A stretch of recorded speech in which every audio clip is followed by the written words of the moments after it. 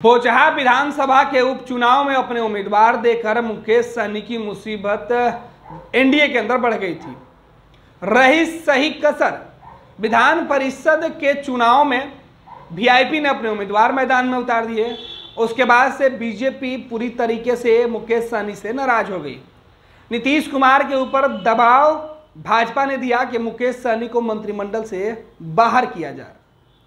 रही सही कसर भाजपा ने पूरी कर दी। विधानसभा के अंदर जो वीआईपी यानी मुकेश सहनी के पार्टी के सदस्य थे, विधायक थे, उनको भाजपा ने तोड़कर अपने में मिला लिया।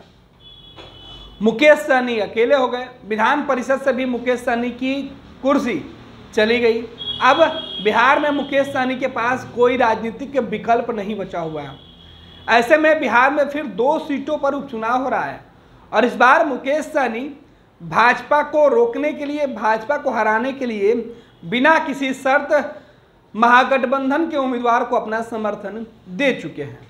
लेकिन इसके बावजूद भी महागठबंधन की तरफ से मुकेश सहनी चुनाव प्रचार करने नहीं जा रहे हैं, क्योंकि महागठबंधन के नेता मुकेश सहनी को फिलहाल कोई भाव नहीं दे रहे हैं। आरजेडी के दोनों उम्मीदवार को मुकेश सहनी ने न अपना समर्थन देने का ऐलान किया, बल्कि अपने तरफ से गोपालगंज और मोकामा के मतदाताओं को संदेश भी दिया है। इसके बावजूद मुकेश सहनी चुनाव प्रचार के लिए अब तक मैदान में नहीं उतरे हैं। सहनी ने बिना शर्त आरजेडी उम्मीदवार को समर्थन दिया। इसके बावजूद महागठबंधन के तरफ से उनके चुनाव प्रचार को लेकर कोई दिलचस्पी नहीं दिखाई जा रही है। मुकेश सहनी फिलहाल चुनावी शोरगुल से दूर अपने परिवार के साथ छठ पूजा में व्यस्त हैं। जानकार सूत्रों के मुताबिक सहनी अपने पैतृक घर दरभंगा में छठ पूजा में शामिल हो रहे हैं और चुनाव प्रचार का फिलहाल उनका कोई कार्यक्रम तय नहीं हुआ। वीआईपी पार्टी इस मसले पर कुछ भी नहीं बोलना चाहती। वीआईपी का सीधा स्टैंड है, बीजेपी को हराने के लिए उन्होंने आरजेडी उम्मीदवार को समर्थन किया है। महागठबंधन के उम्मीदवार जीते, यही मुकेश सहनी चाहते हैं। लेकिन चुनाव प्रचार को लेकर वीआईपी के तरफ से अब तक कोई पत्ता नहीं खोला गया है। उधर आरजेडी के सूत्रों के मुताबिक मुकेश सहनी के चुनाव प्रचार या कार्यक्रम को लेकर पार्टी नेतृत्व ने फिलहाल कुछ भी नहीं कहा है। 29 अक्टूबर से 31 अक्टूबर तक सभी छठ पूजा में व्यस्त रहेंगे। इस दौरान शायद ही चुनाव प्रचार के लिए बड़े नेता मैदान में उतरे। 1 नवंबर को चुनाव प्रचार का आखिरी दिन है। ऐसे में क्या मुकेश सहनी 1 नवंबर को चुनाव प्रचार के लिए जाएंगे, यह अपने आप में एक बड़ा सवाल बना हुआ है। सियासी गलियारों में यह चर्चा भी है कि जब मुकेश सहनी ने एक तरफा तौर पर बिना शर्त आरजेडी के उम्मीदवार के लिए समर्थन की घोषणा कर दी, तो महागठबंधन के नेताओं ने उन्हें चुनाव प्रचार को लेकर संपर्क क्यों नहीं साधा?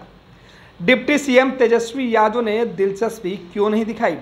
सियासी जानकार इस मामले में बिहार के अंदर अगले विधानसभा उपचुनाव को बता रहे हैं। कुढ़नी विधानसभा सीट पर भी भविष्य में चुनाव होना है। यह सीट आरजेडी के विधायक अनिल सहनी की सदस्यता जाने के बाद खाली हुई है। मुकेश सहनी की नज़र कुढ़नी सीट पर है। जानकार मानते हैं कि सहनी हर हाल में इस सीट पर अपना उम्मीदवार उतारेंगे और उन्हें उम्मीद भी होगी कि उन्हें महागठबंधन की तरफ से समर्थन मिल जाए।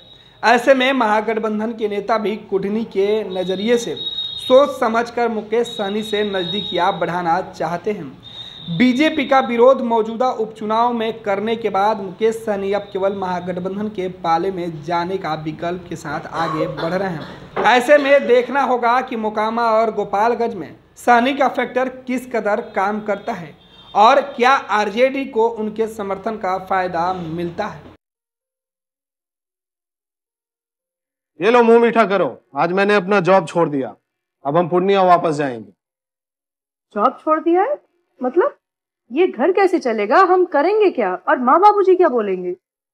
इसलिए मैं एक और मिठाई का डब्बा लाया। अपने बिजनेस के लिए लोन अप्रूव हो गया। अरे लोन अप्रूव हो गया वो तो ठीक है, लेकिन पूर्णिया में हम रहेंगे कहाँ? अपना घर भी तो नहीं है वहाँ। इसलिए तो एक और मिठाई का डब्बा अलग से लाया हूँ। हमने पूर्णिया में घर ले लिया है, पूर्णिया के ई होम्स पैनोरमा में। पूर्णिया में पैनोरमा ग्रुप लेकर आए हैं ई होम्स पैनोरमा। बड़ा घर, आलीशान जिंदगी और अत्याधुनिक सुविधाओं के संग। अरे अब क्यों मुंह मीठा करवा रही हो? क्योंकि हम घर वापसी जो कर रहे हैं। घर वापसी की खुशी पूर्णिया में ई होम्स पैनोरामा के संग। ई Homes Panorama, luxurious lifestyle redefined.